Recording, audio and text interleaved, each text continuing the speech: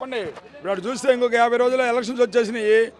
ఏపీలో పొత్తుల రాజకీయం నడుస్తుంది. అటు చూస్తే చంద్రబాబు నాయుడు తెలుగుదేశానికి ఓటు అయిపోతే మీ భర్తలకు అన్నం పెట్టద్దు, ఇంట్లో రానియద్దు అన్నాడు. అన్న ఎంతమంది కలిసి వచ్చినా ఇది ఏదంటారా చూడు, సింహం సింగల్గా వచ్చినా జగనన్న జగనన్న చేసిన అభివృద్ధి కార్యక్రమాలు ఎన్నో అసలు ఎవడన్నా మర్చిపోతారా?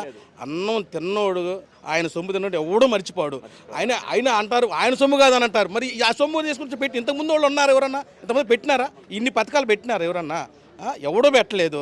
దేవుడు అన్న ఆయన మనకి అందరికీ, రైతులకి అందరికీ, వీళ్ళు వాళ్ళని బీసీలకు కానీ ఓసీలకు కానీ అందరికీ ఒక దేవుడు అన్న ఆయన. ఒక్క నిమిషం, నువ్వు అందరికీ ఒక దేవుడు జగన్ అంటున్నావు, అసలు సైకో అని చెప్పేసి నారా లోకేష్ అంటున్నాడు.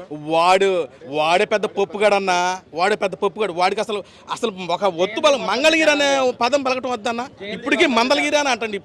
ఇప్పటికీ మందలగిరే అంటండి ఆ యదవ.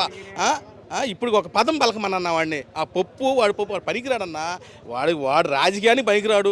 ఏదో ఆ మధ్యలో అమెరికా వాడు తిరగడానికి వాళ్ళని పనికొస్తారు. కానీ ఇవాళ ప్రతి ఒక్క ఇంటికి సంక్షేమ కార్యక్రమాలు అందుతున్నాయి. ఇంటికి వచ్చి ఆ రోజులు ఎవడన్నా ఒక అప్లికేషన్ పెట్టడానికి ఎంఆర్ ఆఫీస్కి పోతే ఎంత తిరిగే వాళ్ళం. ఇవాళ జన్మ కమిటీ అని వాళ్ళు వేశారు. ఏమన్నా ఉందా అన్న? ఇవాళ చూడన్నా ప్రతి ఒక్క ఇవాళ రేపు పెన్షన్లో మళ్ళీ వాళ్ళు సచివాలయానికి పోయి తీసుకొని ఒక్కొక్కరికి చుక్కలాగా పడతాయి. ఇవాళ ప్రతి ఒక్కళ్ళు వృద్ధాప్యం దేవుడు అని మొక్కుంటున్నారు. వాళ్ళు అంటారు మేము పోయాడు అన్న దేవుడికి, అమ్మ ఈసారి ఎవరికి ఎత్త ఉంటే ఎవరన్నా మా కొడుకు పెద్ద కొడుకు అని అంటున్నారు ప్రతి ఒక్కళ్ళు.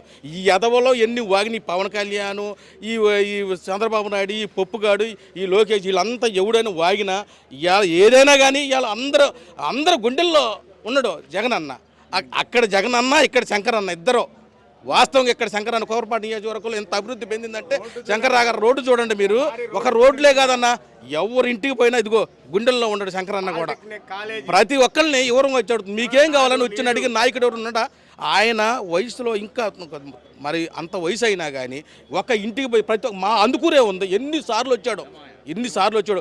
అప్పుడు వాళ్ళు చంద్రబాబు నాయుడు టైంలో పైన 14 సంవత్సరాలు ఒక సిమెంట్ రోడ్డు లేదు. ఇవాళ చూడండి, మాకు ఒక్కసారి వచ్చి మీరు ఒక్కసారి చూడండి ఎన్ని సమస్యలు, ఎన్ని రోడ్లు. అసలు రోడ్లు లేవు, ప్రయాణం నరకంగా ఉంది. జగన్ గారు పరిపాలన రాదని చంద్రబాబు అన్నాడు కాదు, రోడ్స్ లేవని అన్నారు, మీరే రోడ్లు ఉన్నాయి అంటున్నారు.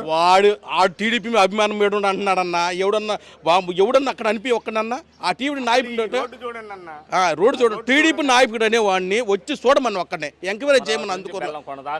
ఒక్కసారి ఎంక్వైరీ చేయమని వాళ్ళని వచ్చి ఇవాళ శంకర్రావు గారు చేసిన అభివృద్ధి చూడండి మనం ఒక్కసారి చూడండి. ప్రతి ఊరిలో ఎవరికి ఈ సంక్షేమ పదం అందలేదని ఒక ఇంటికి చూపించమని చెప్పండి. టీడీపీ నాయకుడైనా వాడు జనసేన అయినా ఎవడైనా మాకు అందలేదని అనమని చెప్పండి. ఒక్కడనపై చెప్పండి. మేము గుండెల మీద చేసుకొని చెప్పండి మాకు అందలేదు అన్నవాడు. మేము చెబుతాం ప్రతి ఇంటికి అందిస్తాము అనే సంక్షేమం మరి గుండెల మీద చేసుకొని చెబుతున్నాం. అదే జగనన్న అనేది ఈ ఇంటికి ఒక మంచి జరిగిందంటే నా ఏమిటి ఉండమని అన్నాడు. ఆ ఒక్క మాటకే అసలు అందరు చచ్చిపోవాలండి. వాళ్ళు టీడీపీ వాళ్ళు చచ్చిపోవాలి. అసలు ఒక్క మాట అనమని వాళ్ళు.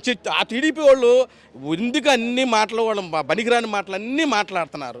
అందుకని చెప్పేసి ఇక్కడ వచ్చేది శంకరన్న, ఈ నియోజకవర్గం శంకరన్న, పైన జగనన్న.